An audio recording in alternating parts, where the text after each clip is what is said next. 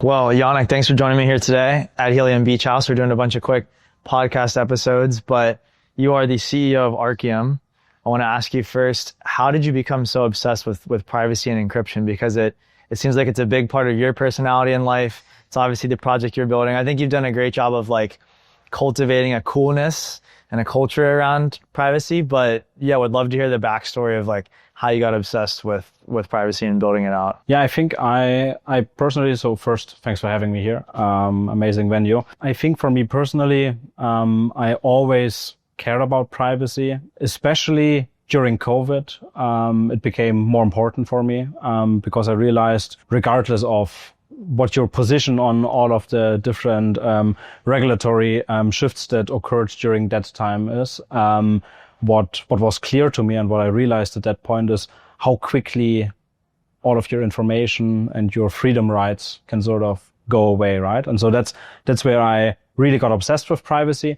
And through that obsession, I developed, I would say, unique perspective on privacy. So the way I usually try to think about privacy is actually not in a political way like that, but actually privacy as a powerful technology that enables new, more powerful applications and is a part of the tech stack basically for companies and applications to adopt. And so by spending a lot of time with privacy and initially getting into privacy more from the political rail, I think, I really developed this vision of encrypted computing being the end game of computing in general. So I see privacy and computing converge in encrypted computing, and that's why I'm building that. Right. And so at Arcium, what exactly is the product, and how maybe does the average crypto user interact with it? How could it, benefit them? We basically looked at privacy in the past and why privacy has never found widespread adoption, and shifted the way we think about privacy, really starting to think of it from a product and application first standpoint, thinking about the kinds of applications that we want to enable. And in crypto, that means enabling encrypted shared state, enabling you to do whatever you're doing on the blockchain already, but now in a confidential way, without introducing obstacles, without introducing friction, right? And so that was complex, but by thinking about it this way, we were able to design our underlying technology and cryptography. And so the way that users interact with it should ideally, and that's the whole point behind Arcium, be fully invisible. You as a user shouldn't even have to realize that whatever you're using is powered by Arcium. And yeah, what we did for that is to build the most trustless and scalable encrypted computing protocol in the world. And that will soon power everything from wallets to trading applications, where now you can, by default, have privacy and confidentiality without having to even notice it from a user experience standpoint. Okay, so maybe you're interfacing more with like developers and founders of applications versus like the average Phantom Wallet user. Yes, yeah. So the Phantom Wallet user benefits from the technology, but we are working with all of those teams to bring the benefits of this technology to their users to have more powerful applications. Cool, okay. And so you guys are focused on Solana, right? Like what is the difference between a founder who today might just like launch on Solana without any privacy encryption, or, a founder that would launch on Solana, but within your encrypted compute environment? I think we are at the beginning of a phase where you as a developer that starts to think about privacy and encrypted computing early on will be in an advantageous position soon. And since it's this new trend, since it's this new technology, basically, that hasn't existed before. Before it was not possible to offer this kind of privacy to within applications. And so that's why we've seen almost an exponential explosion in teams on Solana building with Arcium, because they've realized that and they want to utilize that technology. And at the end of the day, what our tech is bringing is a network effect in the form of encrypted shared state, right? So there's a lot of value in composable encrypted state that you can use across applications. And so teams want to capture those effects. Yeah. Yeah, I can see the network effects growing over time as there's more encrypted shared state, there's more apps, more users that are all kind of within the Arcium compute environment. Maybe tell us a bit about the C-SPL token standard, because that's the thing I'm most excited to see from you guys. Like, what is it? And then also, could H&T be involved there in some way over time? Yes. So with C-SPL, you can decide to send me confidential H&T. That doesn't require Helium Foundation or anyone to say H&Ts should be available in a confidential way.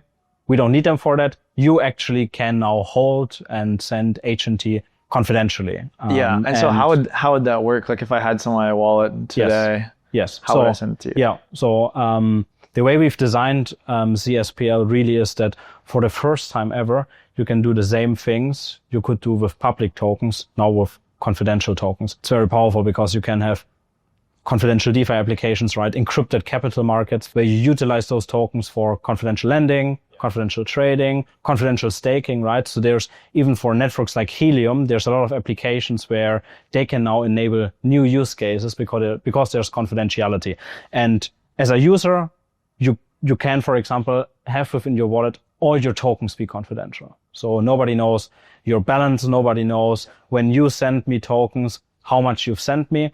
And because it's fully composable, you can still at the same time decide to go public again and go confidential. So you can easily switch between those two contexts, which I think is the power of Solana down the line, right? Yeah. Being able to switch between both contexts, depending on the applications, use cases, whatever you're doing. But at the end of the day, it's your choice and the choice of the application that you're using. And C-SPL really is the most powerful token standard out there on top of a public blockchain because of that. And is that live today? Like, and how does the mechanism work? Like if I had non-private H&T in my wallet and I wanted to send it to you, am I sending it to Arcium, for instance, and you guys are mixing it, or what's the mechanism? No. You're always remaining in, so it's literally like trustless. It's trustless. Yeah. Yes. So it's not live right now. It's soon going live. When you send me confidential H&T or you have public H&T, what you're doing is you're turning it confidential, which is something that actually happens within Solana itself now, with C-SPL. And so there's no one custodying anything. It's literally fully trustless. So you take your H&T, turn it into confidential H&T. And that's just like a button I press. That's literally a button that you press, a single instruction, that just can happen within any transaction on Solana. So now with this confidential H&T, you just call transfer. And what transfer does, you pass your signature, right? It's your confidential H&T, but the amount is encrypted. So you send a confidential encrypted amount to me.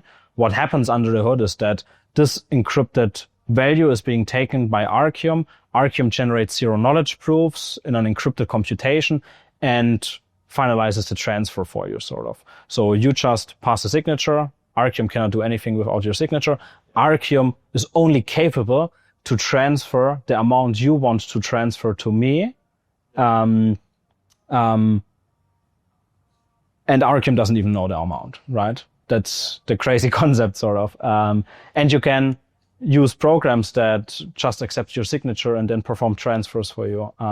So it's a huge unlock. And for a user, it's literally the same as with, all of the interactions are the same as with public tokens, but now this can have confidentiality by default. Yeah, I think the ease and the trustlessness both sound very exciting. So looking forward to you guys launching that. I know, you obviously spend more time on the encryption kind of privacy side of things, but what's your take on the DePIN sector on Solana? What Helium's been building, what they've been up to lately? Yeah, I think Helium sort of invented the DePIN sector in my mind. And it's one of the OG teams on Solana. I love Ape. He's been an early supporter.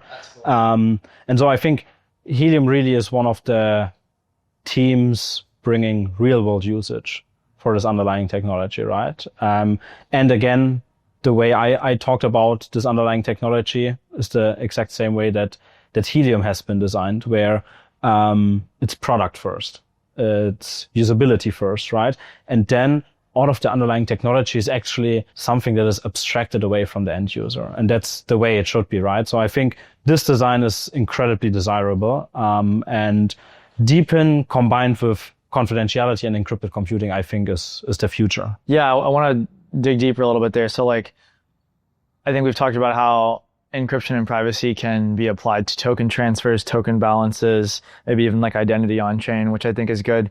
Have you thought about the intersection of like DePIN protocols and privacy and maybe where DePIN could be doing more privately? Yeah, I think there's huge intersections, right? Because what DePIN basically is also sort of a source of distributed information, distributed data, right? And all of that data should, in my mind, be encrypted, because once it's encrypted, we can safely utilize the data. And that's the way I think about privacy, right? I don't think about privacy in a restrictive way where I say no data should be utilized. No, we should be able to utilize data. But in order to do so, nobody should be able to ever see that data. That's why we have distributed data. Everybody encrypts that data, and then we can compute over everyone's data and get insights from that and make networks like Helium more powerful, right? And especially for these kinds of user touching applications like Helium is, there's, I think, huge value propositions to be made by being able to enable privacy and also entirely new revenue streams that protect everyone's data while gaining shared insights. That's basically the vision I have for the world, right? Being able to accelerate all kinds of technological innovation and development while having everything be encrypted so it's safe and secure. Super cool. Well, Yannik, thank you for coming on. Thanks for having me, Connor. Appreciate it.